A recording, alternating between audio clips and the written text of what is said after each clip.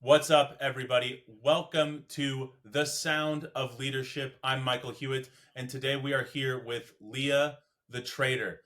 Leah the Trader has an amazing and interesting, extremely diverse and varied background that spans from psychology to sexual and marriage counseling, all the way to trading and living a life of total financial abundance and independence. So today, Leah and I are going to talk about how she made that happen for herself, where she was before creating that life, and how she made it all possible.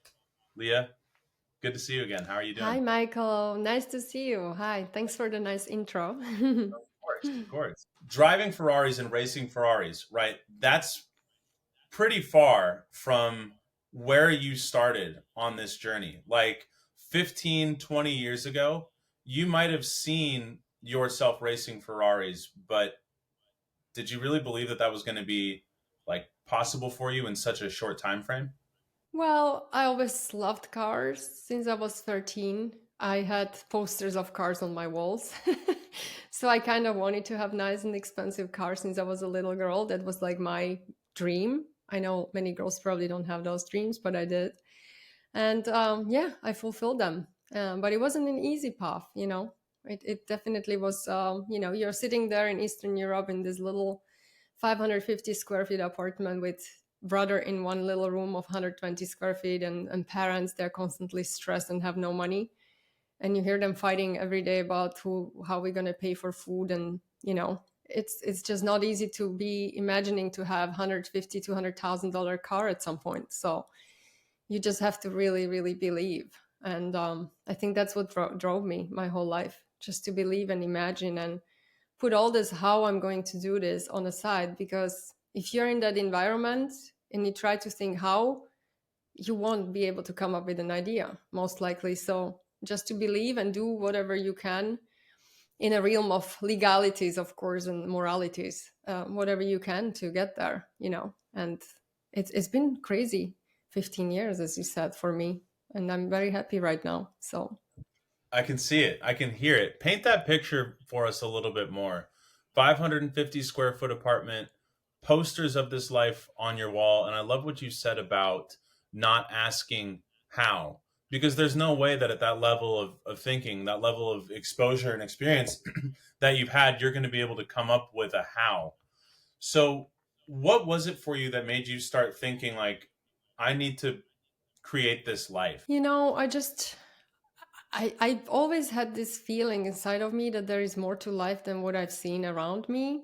And I was born in this little town where people just had this cookie cutter life and cookie cutter apartments, and was all about like try to get to college. Women don't even have to do it at that point.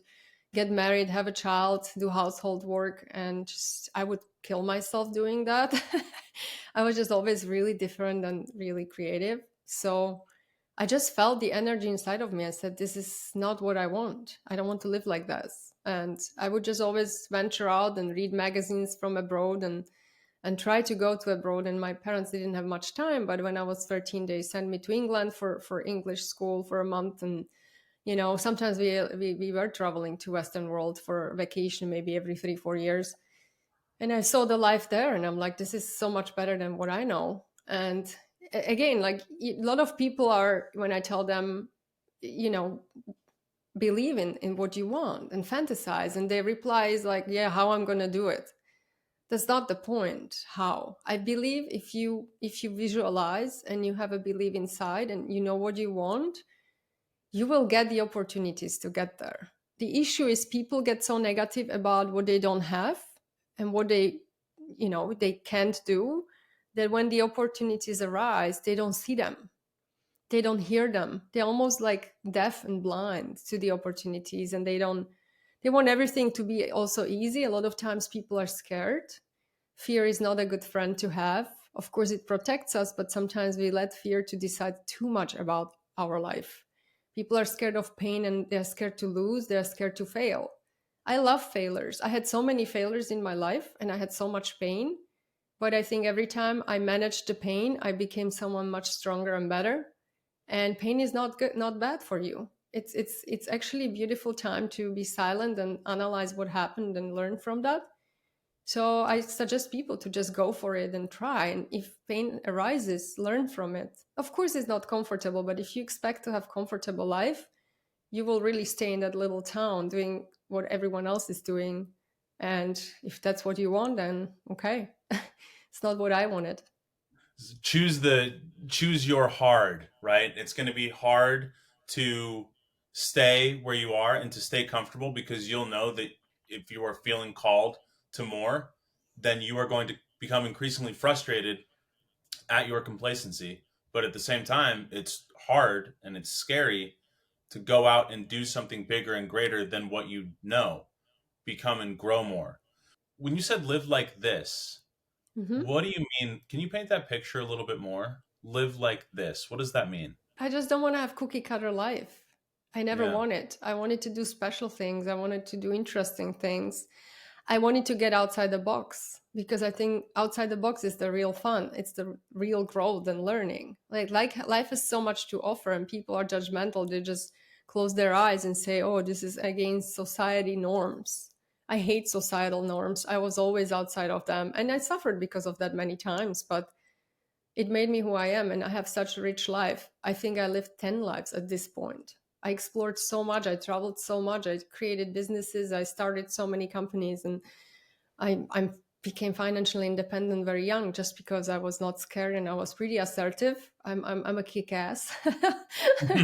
Nothing can stop me besides death and disease. That's what I always say. Yeah. So I just didn't want to live that life that is prescribed. It's so sad. And also fear. I see it today. A lot of my friends have fear. They're rushing to get married in early ages when they're in their 20s. Oh my God, I should have been married by now. Or they are scared to divorce when they're unhappy in marriages because they are scared to stay alone. I'm like, there's how many billion people on the planet? Six, seven maybe now. You will find someone. It's just all this negative hypnosis we create. And I never did that to myself. I tried not to. I'm sure I did sometimes, but I tried to say, you know what? If it's not meant to be, it's not meant to be. I'm moving on. And every single time in my life, when I overcame the fear and I made step forward, I found even greater things. Your any negative hypnoses that you may have created, like they didn't take, it sounds like they didn't take such a deep hold that once you identified them, you couldn't just get rid of them. Yeah, you So know, what do you think is behind that fear? Like, if fear is fear is the emotion that's up here, and there's a belief that's underneath that fear, or multiple beliefs, layers underneath that. What do you think those beliefs are that most people are holding on to so tightly, that they're letting drive their decision making and beliefs and behaviors? people don't understand that they can do anything they want and learn anything they want. They think the way they are born, that's it. But I believe otherwise. When I was in high school, I was a terrible student. I had only B's and C's because I hated school because I wanted real life experience. I found sitting in the school completely waste of time. I would much rather not go to school and actually hang out with people that were 5, 10, 15 years older and learn from them. I would rather go on the street and start a business when I was 16, selling water or whatever it was. I just said, I don't want to sit. Like, sure, I would learn basics, but I didn't want to learn all this bullshit in the high school. So everyone thought I'm done, like I will be broke and I will be nobody. And my parents constantly said, if you don't get to university, you will be horrible. You will have nothing. Nobody's going to want you. Like that was the number one thing. You will never had a job. I have Ivy League education at this point, but I did it on my terms. I first made money, became financially independent, made millions, and then I went to school because I didn't want to be a poor student. I wanted to actually have, when you're 18, you have so much energy and you're like a sponge. You're absorbing and learning. Older we are getting, more inflexible we are. So I wanted to just learn from experiences, travel, and actually find out what I want to do. I did not want to decide about my life when I was 18, what I'm going to actually study. And then you see all these people studying literature and history and stuff that's nice, but you can read a couple of books and you don't need to spend 100 grand on school for this. And then they're lost and they're like expecting to find a job. No, I've done all of it for a decade. And then when I was in my late 20s, that's when I started with school. And I did it because I was an immigrant, I was a woman, maybe I was cute, and there was this judgment of, okay, she's just cute. So I went to Ivy League schools because I wanted to not be just cute. And people respect the education in the US.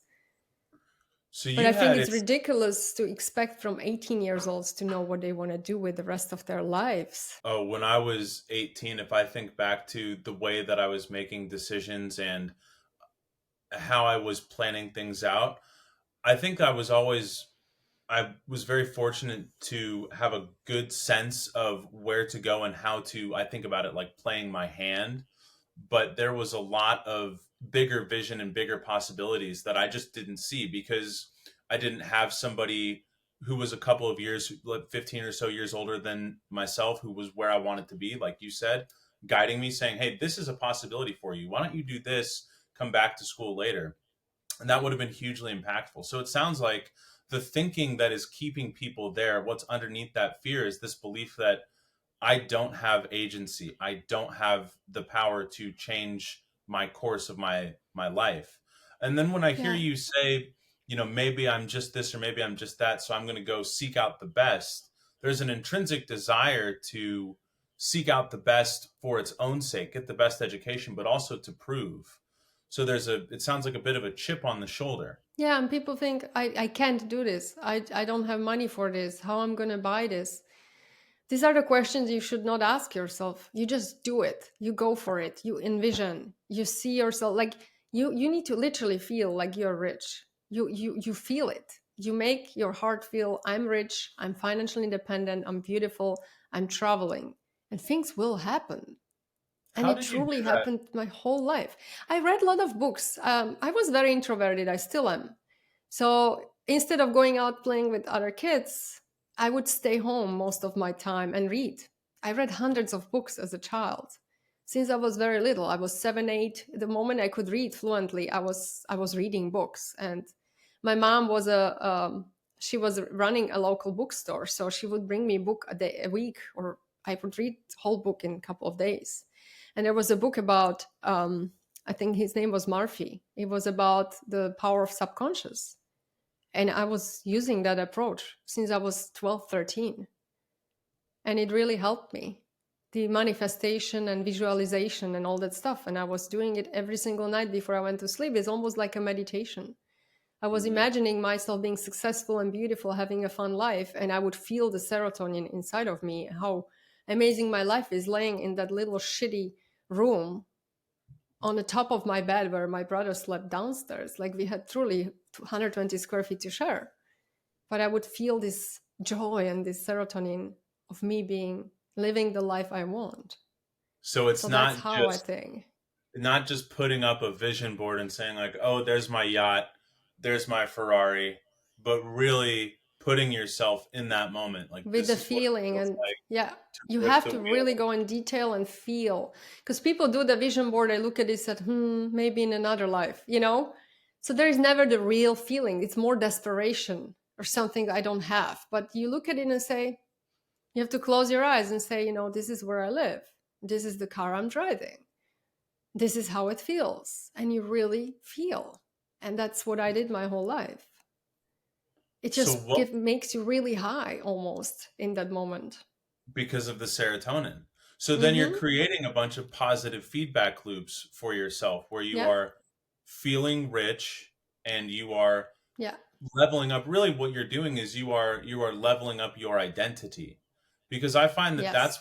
that's one of the hardest parts of changing your station in life is not just I need to get a better job and make more money, or I need to create some opportunities where I'm getting more, because even if you do create them where you find yourself in there, you risk burning it all down if your identity is not at the level that's going to support it. What else do you do? Yeah. And also, like, you don't say I need, you say I want.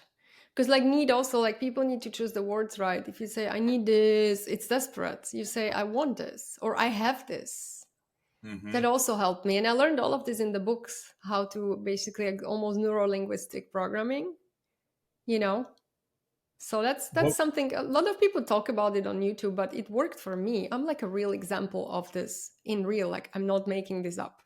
Well, a So lot of people talk about it, but they talk about it in these vague terms like you manifested or you this or you that or you read this book, but what's so valuable that I'm getting from you is that you're saying like, no, this is what you actually do. You read the book and then like this is the action step that you take.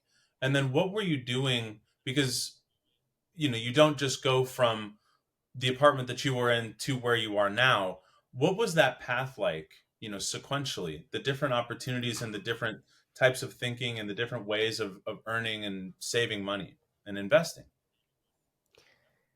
yeah, so you have to also do things. It's not just like I'm going to read a book and sit on my ass at home. I literally left my parents. I was in high school. I left when I was 16. I tried to work already, and I would then come back for a bit. And when I was 18, I would leave not only my parents, but the home country I was in. And I would move to big cities where I saw opportunity. And I would just do things. I would go, I will ask around, I would network, I would do things. The issue I had was that I made a lot of money and then I lost all my money because of being in a wrong marriage first time. So I was completely broke after my first marriage. There's, as I said, there were faults that I had in my life that I needed a couple of years to recover from, right? Like it wasn't smooth. It was very painful experience. I learned, but like the mistakes I did when I was 18, 19, I started making a lot of money and I would buy a car that was extremely expensive, right? Like my first car was like 150 grand and I had literally rental apartment where I had to pay rent. So that's what I'm telling people. Okay, do this later on though. Buy yourself a car once you have a house. You know, just don't go crazy with the cars. That was my problem. Or I would spend a lot of money on proving my ego. I would buy table services in clubs and I would invite people and I would pay so many things. I would pay for my friends. They had nothing just because I wanted to be the woman. I wanted to show them that I have. And at some point when I had nothing, there was no one around me, So I always tell people, you don't have to pay your friends to have friends. Maybe it was my self-esteem. I came from little city to a huge city. I wanted to be part of the modeling scene. I wanted to be part of the art scene. And I suddenly started making a lot of money. I wanted to show off. I spent so much money on the stupidity, which I'm sad about. So I always tell young people, do not try to impress others and pay for everyone. Because if you have real friends, they won't expect it from you. Sure, once in a while you have a birthday party, blow off. But to take people constantly somewhere, pay for everything, and people got used to it. And again, when I lost my money and I needed someone around, there was like one person. That was it from all these friends I had.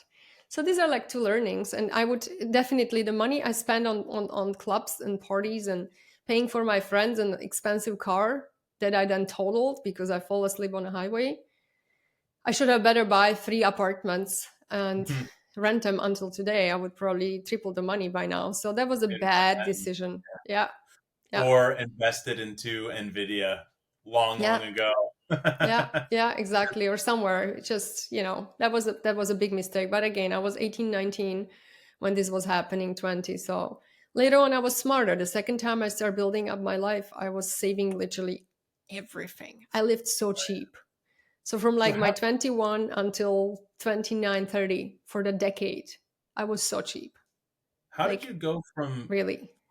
valid from getting validation or from needing validation or wanting it externally to getting it internally and releasing the need to impress with what you had or flash what you were earning? I mean, if you spend so much money like I did on stupidities and then you end up broke and heartbroken and in divorce with person you thought is going to be there for you and wasn't, and even then that person was gone the moment my money was gone, then you just lose the interest to do it again, and you realize that the number one priority is me and my wallet and me being smart about money. So I was about 21 when I had this crazy 3 years. I divorced, and 21 I started living again, moved to another country, got well paid job, and I started saving. And actually that's when I started buying real estates, when I was 21. That's so much so young. And if you were already Yeah. conditioning yourself to be, basically programming yourself to be living in a certain way and training yourself to learn from failures, to extract lessons from failures, and then also take massive action. So you don't just have that learning from the failure, you're doing something about it. It starts to Yeah. make sense how your timeline is compressed. So you mentioned buying real estate and living really cheaply, and also Yeah. waiting before doing some kind of big investment, say it's college or something else. But if Yeah. somebody is earning money or at a decision point, what would the tactics be? What should they be doing with however much money they're earning, be it $1,000 a month or $100,000 a month? What's your strategy there? You can always budget, and you can always, like, people buy before they think, because in the US we have all these credit card abilities, and I think it's ridiculous. In Europe, I had no credit card. I got my first credit card when I was in the US. I was about 25, 26, I think 26 actually. And my limit was like $2,000. Like, it's just the system designed to keep people poor. So, in Europe, I would buy what I can afford. What I couldn't, I wouldn't buy. And if you think about every purchase you make, every subscriptions you make, everything, every dinner you go to, ask yourself, if I invest this money instead, how much am I going to have in 10 years, in 20 years? This $300 might be thousands, 10 thousands, So this is what I start doing. It was like, oh, am I going to buy this bottle of wine and the cigarettes, or go to this club? It's $1,000. What if I invested? And that's what I started doing. I just started imagining the money as the future, what I can make out of it, and asked myself, do I really need this? So I basically was really living cheap, because the 18 to 21, I wasn't thinking before doing. I would just spend. I would buy crazy amount of clothing. I would party. I just blew off everything. And then I just was completely different person. And again, like, all my money went to real estates, shitty old real estates. Like, you don't understand. They were really destroyed, not destroyed, like distressed real estates that I would look around and buy. And I would renovate them. It took me 6 months, renovate 3, 4 apartments. And I would do it. And I would live really cheap. I would rent a little studio nearby to the construction. I would go there every day. I worked. I made sure everything runs smoothly. I didn't hire a manager. I would do it myself. Would go to the Home Depot every day, dressed in shitty clothes. I didn't go party. I didn't have many friends, but I said, you know what? This is the time I want to build myself up. And I was very lonely. It was a lonely time. I wouldn't go out and party. I wouldn't see friends. I was really, really sad sometimes, but I knew I have a mission. So I lived like that for 3, 4 years. 3 years was exactly really lonely time when I did this, but I ended up with 14 apartments that I rented, and it was worth it. Plus, I start saving the money going from the rents. I would pay a little bit, but I would invest the rest into, products through a bank, because I didn't know about stock market yet. So, banks will give you kind of exposure to the stock market, but it's whatever, 4 or 5% a year, stable stuff. And it's same now with the real estates. When I bought my first apartment building, I paid 5.4% interest rate, and I was paying it for 10 years. So people now are freaking out with higher interest rates, but guess what? They're comparing it to the amazing 0 or 2% we had. It might never happen. So you might wait for a long time to get back where it was. It might never get there. So I still think there is a way to buy real estates and use your, especially if you don't have high paying job and you have a little bit time left. It's fun time to actually it's a fun way to spend your time, to renovate and do it on your own, and help with friends and family, and have something that you put your money in, instead of bags and shoes and stuff that you don't need. So it's literally, I mean, there's so much there. That was an amazing explanation. Like, because I think, speaking just for myself, for a long time when I would hear the term invest, I would just think about money into the stock market, either individual securities or, you know, mutual funds, etc. But even thinking about real estate, when I think about investing in real estate, I think, oh, I need to buy a nice apartment or I need to buy a nice house somewhere. But what you are talking about is that you can just buy any apartment, buy something. Don't wait for the perfect time. The perfect time is when you can do it. And then don't be afraid to get your hands dirty, not only because you are going to be saving money on paying a contractor or paying somebody to manage that, but you're also going to be building the skills of learning what makes all this click and go together.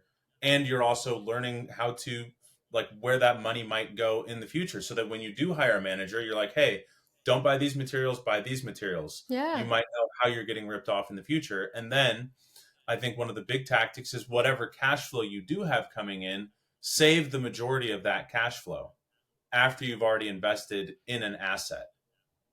Exactly, because you're young. I was 24 when I had all these places. So, I was heartbroken after my marriage. I was after an abusive relationship of 3 years. And the pain, as I was saying at the beginning, the pain basically made me someone else. And I wanted to focus on myself. And I spent the time healing, doing something. Instead of sitting at home watching TV, crying, eating chips, I would work my ass off, because I have a great way to cope with pain by working really hard. And I would do just that for 3 years. I was in solitude, but I was creating something, and I always do it. In COVID, I wrote a book because I was in pain with the humanity, loneliness, and I wrote a book. When my granddad died last year, I would spend 6 months just creating YouTube videos and learning about more about trading. Just use the pain to become someone better. That's what I always tell people. And that's what I did there for 3 years. And it was amazing time. And I set myself for life pretty much. If I would stay where I was, I moved to Miami and New York, which is super expensive. So of course the cash flow wasn't enough for me to live on anymore. It seemed like you would buy places in Ohio and you have 3, 4 rentals, and then you move to Miami. Okay, well you need more money, but it's still good to know that you have a place to go back. You have a buffer. You feel much better. So when I was 24, I knew that I'm set for life. In the worst case, if everything goes down, I can take one apartment in my buildings, live there for free, and have income that was more than enough to live on. I knew that. And when you have this, that's what I tell people, that even if you have $1,000 a month coming from dividend stocks or some investment that you don't have to work for, the freedom and mental stability and psychological peace it gives you is amazing, because then you're not that stressed. You don't feel like you don't have this fight or flight on all the time. And that's Well, truly priceless. yeah. Would you say that you are healed of your pain, and so now when you're building, you're not building out of spite or running from pain.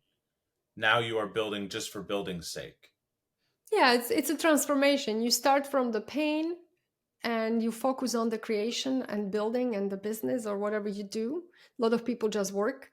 But at some point you find pleasure and passion in what you're doing, and the pain kind of subsides. And I was just really on it, and it was my passion. It was just something I loved doing. And same, it always happens, like somehow you don't even notice it. And you're like, wow, I built something amazing. What happened? And then you're just on it. You're on this train and you continue. And then you're And it's happy. You the start smiling. and it's the journey, right? It's It's not the like I'm journey. I'm gonna be somewhere, then I'll be happy. It's like, no, it's the No. daily the Yeah. daily things, the You don't even building. realize it. The pain is just like the starter and the driver for you. And then it becomes your passion and happiness, which is fun. That's amazing. So how can people learn more? Like what should we do next if I am listening to you talk and share your story, and I want to start creating a life of financial freedom for myself? What should I do? I think really sit down with yourself and write down what you really want from life, where you want to be, visualize. And if you're in the moment and you're unhappy with something, change it. Don't be scared to change things. Of course, not irrational changes, but if you're not happy in marriage, get out. If really your marriage is making you miserable, get out. If your job is making you miserable, get out. Of course, nothing is perfect in life. We can't expect perfect life, but we can expect better life. And just write down, if you have struggling with finances, write down really, people don't even like to look at their credit card statements, because when I do it, I feel like I'm going to get a heart attack. But truly see the things that you do need and you don't need, and try to like just circle the transactions you did not have to do that month and how much money you would have. And imagine you put them every month into your just SPY index or somewhere, to Vanguard Robo or wherever, save them into the market. And then use a calculators that can count, what do I have if I do this every month in 10, 20, 30 years. and try it for a year. Really try it for a year, and you see. And the moment your investments start growing, you're going to feel so much easier and enlightened. It's just amazing. And you say at some point you will get, and it's slow process. The problem is people want everything tomorrow. We are impatient. But really, you start saving like this and you start sending money somewhere, you don't look at it. And at some point in 5 years or 10 years, wow, how does this happen? This the money made babies, you know? So that's what people don't understand. It's not just what you put there, but the accumulating of the interest and all of that, the growth. It's just amazing. And then you look, it's like, whoa. And then you get more motivated because it's growing and you're like, wow, I want to invest more. And then you realize that the stuff that you were spending money on, you don't want to spend more money because you want to actually save the money. And it's such a fun journey. What would you go back and tell 12-year-old Leah in that little room with the posters on her wall and her brother sleeping below her? The one thing I really would change in my life, I think I wasted too much time with people they didn't deserve to be with me or around me. I was way too nice and way too kind to people they did not deserve it. So it's really good to be, and maybe it was my fear because I was so introverted and I was scared to lose friends. I didn't have many friends because I was a weirdo, that I tried to do things for them and I tried to help and spend money and spend my energy on people. I would tell her, fuck them. Just pick small amount of friends that really are your friends. And it's really hard when you're so young to know who is your friend, but there are ways to see it. People really help you. They're not trying to take your money. They're there for you in bad times. I mean, we know this. But the fear of us being alone sometimes or being abandoned is causing us to do things that we shouldn't do. And that's the one thing I would tell myself. Please just pick the right people. It's all about who you're hanging out with. And they're parasites and they're beautiful people. And I spent way too much money and time with parasites in my past. I would never do that again. Wow. Powerful. That's serious words of wisdom there. Yeah. Parasites and beautiful people. Pick Yeah. accordingly and don't be afraid to cut out the parasites and Yeah. be with yourself while looking for beautiful people to surround yourself with. Yeah. That's awesome. So Leah, where can people find you? Like if I'm listening to this and I want to get your specific take on cutting out some parasites or strategies to save more. Leah, what do I do with all of this money that I'm saving now? Where should I put it? How can we find you? So I'm on social media. That's where I'm present. I'm a trader. I trade every day. I'm a day trader, swing trader, and I invest. So I'm all about finance now, and I coach. It's YouTube Leah the Trader, Twitter Leah the Trader, and Instagram Leah.the.trader. And yeah, I'm there. People can follow my fun life. I post about my real life too, not just about making money, but also my failures and what I did wrong, what I did right, and what I enjoy. So it's pretty fun to follow me and reach out if people want to have any sort of advice or help. I'm there. So yeah, that's it. Can confirm Leah is a great follow. And before we wrap here, Leah, you said you coach. Who do you coach and what do you coach them on? I do one-on-one coaching for trading, mainly trading and investing. I'm not a financial advisor, neither I want to be one. I don't tell people what to buy, but I tell them how to invest psychologically. As I have a huge background in psychology, I help people to be better investors and traders by tackling their psychology. So I'm more a psychology coach around money. And I think that truly you can read any book that will confirm that our mental state and our approach to money is way more important than financial education when it comes to success. That goes back to what you were saying, that you have to level up your identity before Hmm. and not ask how before the money starts to roll in. And that's the only way that Exactly. you can make sure that you can have a hedge against whether or not you're going to keep it and grow it. Or Leah? spend it like crazy and then be broke. So I help people to Oh, right. pretty much preserve their wealth. On I teach them trading. I'm a technical trader. I love trading. I trade every day. I've been doing it for almost 4 years now, and I can help them with that. So again, I won't tell them what stocks to buy, but I will tell them all about how to trade and how to invest. Yeah. Amazing. Yeah. All right. Leah, thank you so much. It has been an absolute pleasure talking to you today and learning from you as always. So, people, Leah the Trader, talk to you soon. Thank you, Mike. Thanks.